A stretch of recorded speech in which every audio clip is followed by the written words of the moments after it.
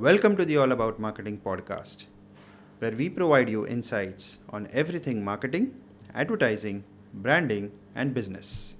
Whether you're a seasoned marketing professional or just starting out, All About Marketing provides you insights on the latest trends, expert opinions, and actionable strategies in the ever evolving world of marketing. Our guest today is Shreyas Sahay, a consultant who works on celebrity led brands. He's a passionate public speaker. Welcome, Shreyas. Welcome to the podcast. Thank you, Amey, for having me. Pleasure to be here. Great. We are shooting this right before Diwali, and a lot of action on the celebrity front, right, when it comes to Diwali. So, let's begin with the basics. What are celebrity led brands? So, in a nutshell, it's basically a brand that is envisioned in collaboration with the celebrity. They give their inputs in terms of product development, the way the communication takes place, the way they decide the brand name, what it represents. So, a celebrity led brand is a brand that is essentially built for the celebrity for their own use, but you as a consumer can just happen to buy it because it is available in the market. So, the needs are really in alignment with the celebrity. The product is really built in a way that the quality matches their expectations. So what you buy and what they talk about, what they endorse is completely authentic. Very interesting. When it comes to how we have seen advertising evolve in the Indian context, right? You saw Shah Rukh Khan selling you Lux soaps and Santro cars, and you never ever believed that he would be using both those products or many others that he endorsed, or for that matter, Amitabh Bachchan endorsing a plethora of brands, right? So from endorsements to the rise of social media to celebrities having a big fan following, the rise of influencers, to now celebrities getting involved in their own products. So be it film stars producing their own films and now wanting to start their own brands, or influencers also wanting to get involved with brands. What's the evolution that you have seen? People now realize what is authentic and what is not. And I think this initiated during COVID because people were sitting at home, right? The only form of entertainment was on TV, was on mobile phones and your laptop, which is your OTT platform. So if you really see the subscription of OTTs, it really rose a lot during COVID times, right? And when people started consuming that content, which is away from the conventional storytelling, they understood what it really is to consume authentic content. And that really translated into the way they see and perceive endorsements as well, right? So, if I were to give you a very interesting example, there was an interview where Shah Rukh Khan was talking about the perfume that he uses. And he simply tells that I use a mix of Diptyque and Dunhill. Diptyque, and I mix it with Dunhill, which you don't get normally. You have to go to a store. After that interview, about 50 perfume companies, and when I say companies, they are like startups, they built a perfume that had the essence of both the perfumes, Diptyque and Dunhill. They made one perfume out of it, and obviously it was like a first copy, nothing original. But just because Shah Rukh Khan said that in his interview, the first copy perfumes, they were a sellout. Like I know people who started this as a side business who made crores just doing this. And it wasn't even a collaboration. It was just a clip from an interview, right? So if I talk about how it can translate into revenue, as business owners, it is definitely a lot. The space is huge.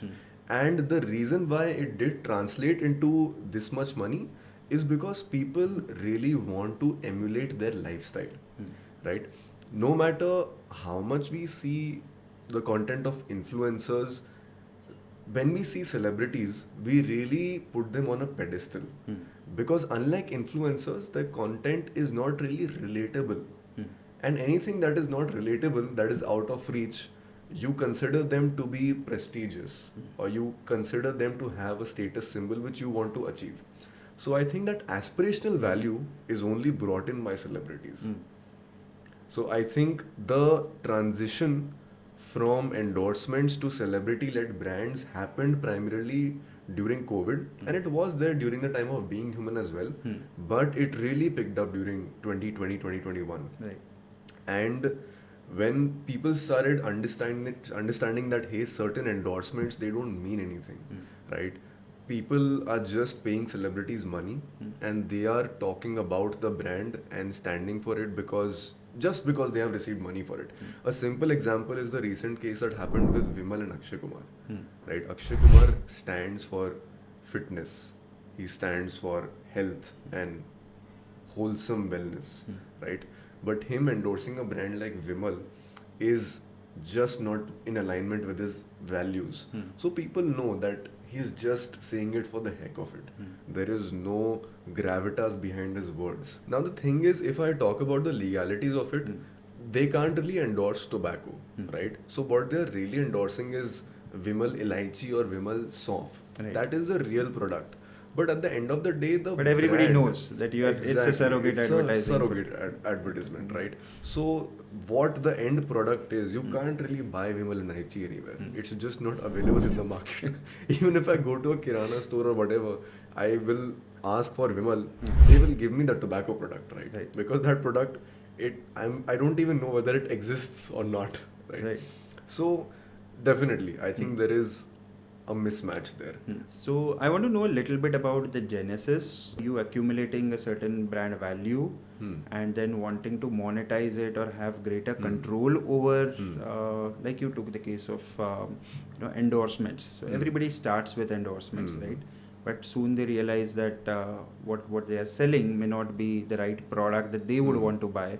And they also don't want to disconnect the audience that they have accumulated on social media from the brand that they are endorsing, right? So the need for greater control, the need for it being an extension of their personality. Could you give us a little insight on where does it start? I think you're absolutely right. Like the direction is spot on. It starts from the fact that they want to have something of their own, because even they feel that the products that they endorse, they don't really believe in them. And even they have this innate feeling that, hey, I don't stand for this. It is not healthy for people. I don't consume it myself. If I have a sip of a fruity mango drink, I'm putting it that way for a certain reason. If an actress has a sip of a fruity mango drink for an ad, the moment she is done, she will spit it out in a cup. Because even she knows that it's not in alignment with her health goals. They know it. And they have this, I would say, I'm not sure what the word for it is, but the itch as a person that I want to do something different. I want to give the people what they deserve. So they come from a very good place. They are not very money minded of sorts, because every conversation starts with the discussion that we need to focus on the product quality. It starts with the discussion that it needs to be eco-friendly, or it needs to be vegan, or it needs to give people the results that they are looking for. So their intent is very pure. And in the longer run, obviously they are looking to build the brand in a way where it turns into a cash cow.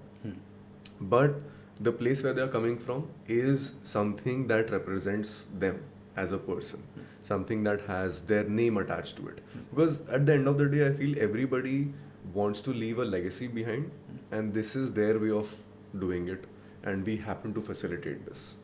Right.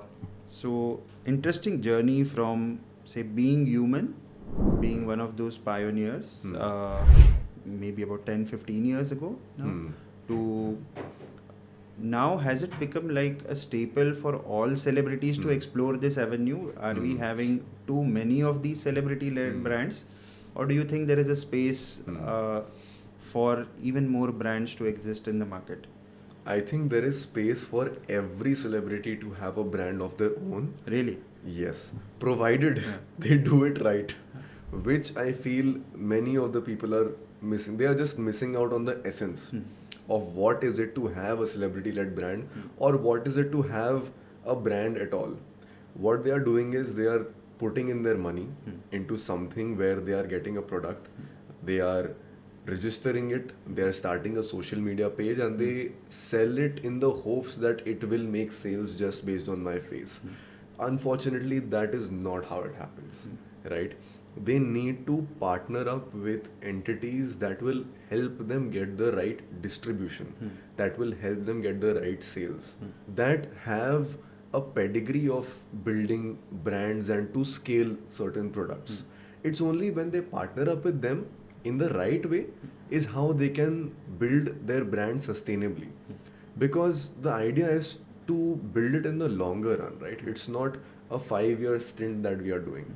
But people are just getting confused. I see a lot of celebrities starting brands, but they don't start it in the right way, right? If I talk about, let's say, 82 Degrees East by Deepika, I think the product is amazing, but does it have the right product market fit? I'm not really sure. Overpriced? About that. It is overpriced, definitely.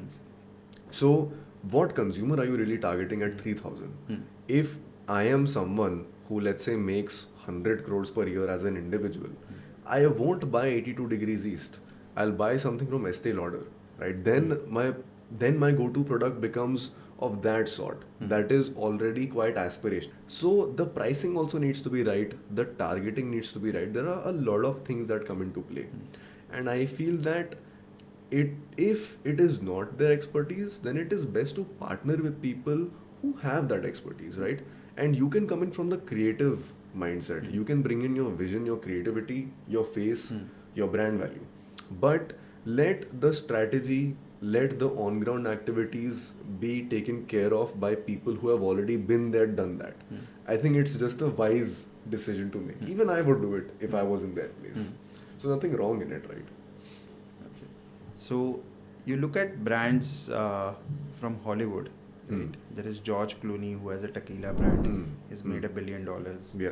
Ryan Reynolds does it very successfully.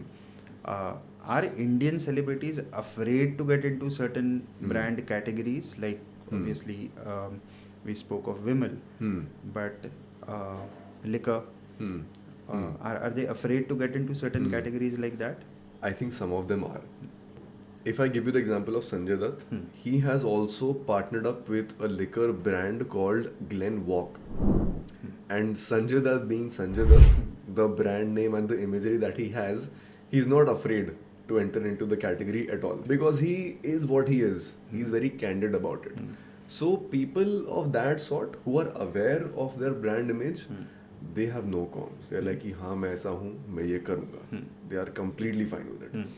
But younger celebrities, I feel that they don't even consume alcohol because they are very health conscious. So even if they do, they will be very cautious about it. They will tread very carefully and they will be very selective about the categories they want to get into. If they feel there is even a little amount of backlash that can be faced, they might not enter into it. So yes, you're absolutely right. They are very cautious. They're very cautious. So if we have to break down this process, how does a celebrity go about creating their own brand? Then what are the steps that you would say these are the key things that they should be doing? So how do they go about it? So I feel that there are two ways to do it. A celebrity might want to invest in their brand directly, want to come on board as an investor, as an equity partner.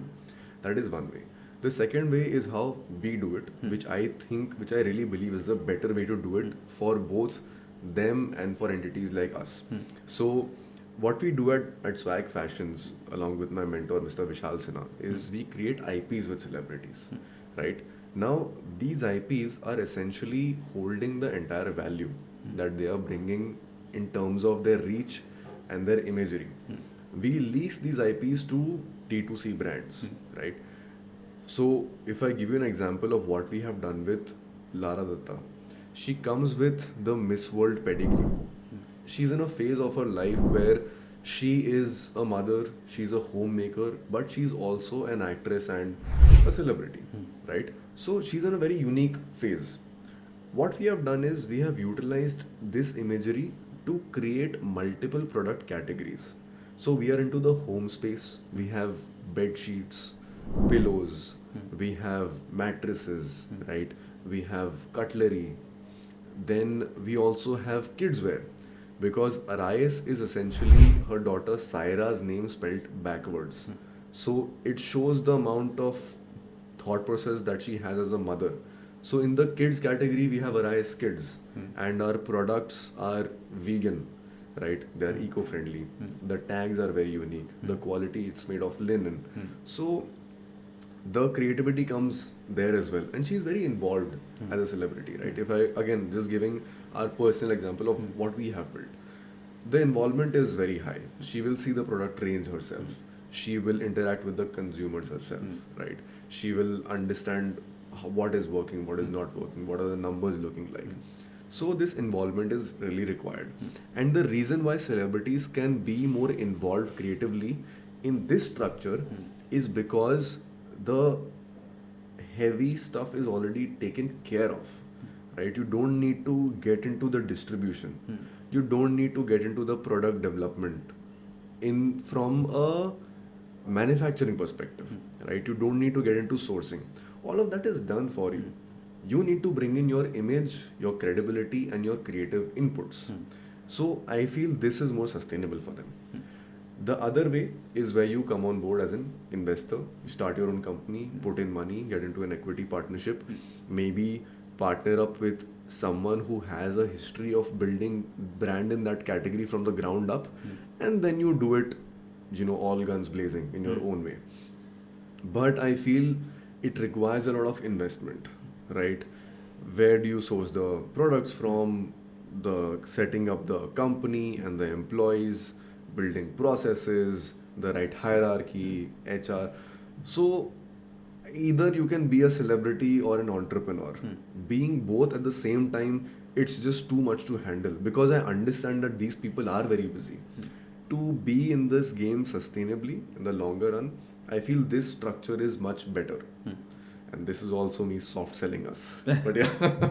Yeah, so Arias by Lara Dutta at Neel Kamal Homes, and Arias Kids. Yes. Which is in partnership with First Cry. First Cry. So those are the two brands. Go check them out. Shreyas, one brand which stands out for you, led by a celebrity, has been a success story, and is the kind of brand that everybody would want to emulate if they are starting out?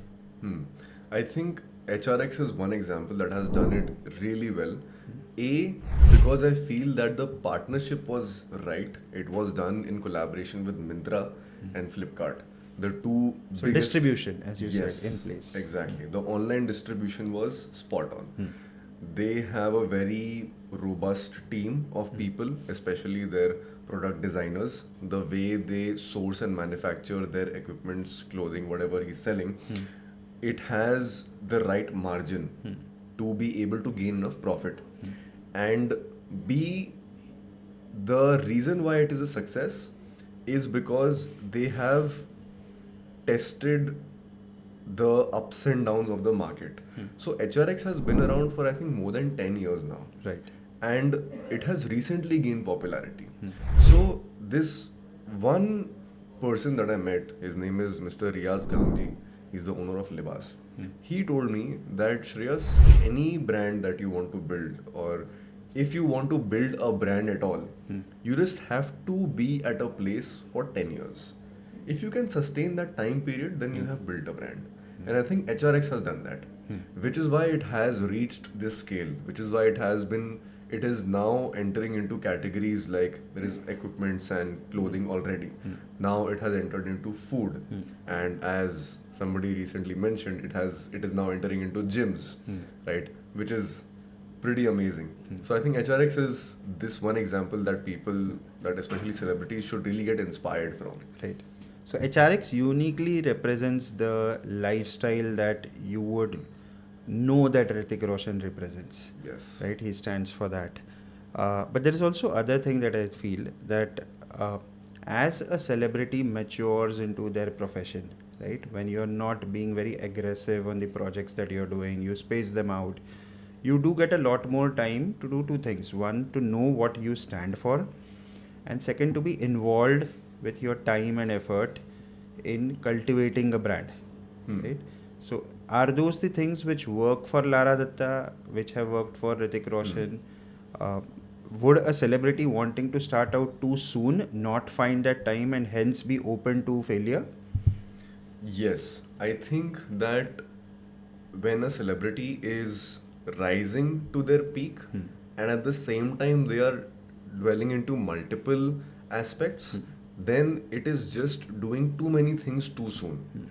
But when you reach a stage where you are more stable, like Lara Dutta, like Hritik Roshan, where even if you're doing, let's say, 2 to 3 projects a year, or maybe a big movie is releasing, let's say, once per year, I think then you're at a phase where things can be more stable.